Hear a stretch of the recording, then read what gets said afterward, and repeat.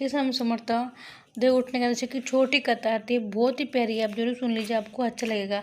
देखो, एक धर्मपरायण राजा था, शासन धर्म का पालन करता था। राज्य में एक नियम लागू था, 14 वर्ष का हर व्यक्ति एकादशी का व्रत करेगा।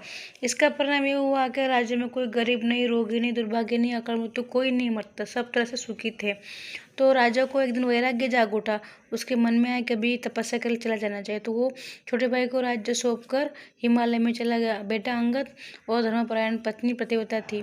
हिमालय में राजा तप कर रहा था। इंद्र को डर लगा, मरने के बाद इंद्र पद पा जाएगा, इसको पदभ्रष्ट करना चाहिए। उसने योजना बनाई, अप्सरा मोहिनी को राजा के पास भेज दिया उसको भंग करने के लिए। कुछ साल बाद राजा ने मोहिनी से मोहित होकर शादी कर ली। अप्सरा ने शर्त रखी, मैं एक शर्त पर आपको प्राप्त होऊंगी, आपको मेरी हमेशा बात माननी पड़ेगी, एक बात तो जरूरी माननी होगी। उसने मोहिनी इतना खो गया था मोहिनी की सुध-बुध में कि उसने उसकी सभी बात को मान लिया। पत्नी उसकी सेवा करती, पति की प्राण प्रिया समझकर। बेटा भी अंगद माँ की भाव से उसको देखता था। एक दिन मोहिनी बोली कि एकादशी का व्रत करना छोड़ दो, राज्य में घोषणा कर दो कि कोई एकादशी का व्रत नहीं करेगा। जो इंद्र मोहिनी को बोलता था, मोहिनी वैसे ही करती थी। तो राजा धर्म संकट में पड़ गया, बोला दूसरा कुछ ले लो, लेकिन मैं ये नहीं कर सकता। तो ठीक है, तो पुत्र का सर काट कर दे दो। पुत्र बोला, धर्म अमर है, मेरा शरीर तो नश्वर है, आप एकादशी के पातक से बच जाएंगे।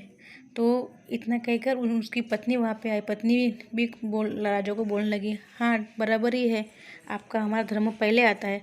तो उसने हाथ में कटारी ली और बेटे का काटने के लिए तैयार हो गया। तो श्रीहरि सभी देवता वहाँ आए और हाथ जोड़कर बोले कि धन्य हो तुम, तुम्हारा परिवार स्वर्ग में जाएगा। कलयुग में आप देख लेना, जो भी एकादशी व्रत करता है वो मध्य मास जुआ व्यभिचार से कभी भी उसको छू नहीं पाते, गुण उनको नहीं छू सकते, व्यभिचार भी उनको कभी भी नहीं आ सकता। देखो, साल में 24 एकादशी आती है ना, जो भी ये करता है वो पाप से मुक्त होता है। क्यों? तो उन लोगों के प्रभाव छू ही नहीं सकते हैं। और उन लोग वैसे ही है जो हमारे पृथ्वी पर ऑक्सीजन मिल रहा है, हम ले पा रहे हैं, ये उनकी पुण्य के प्रभाव से ही है। जो साधु संत होते हैं, जो उनमें जो अशुभ जो संस्कार नष्ट होते हैं।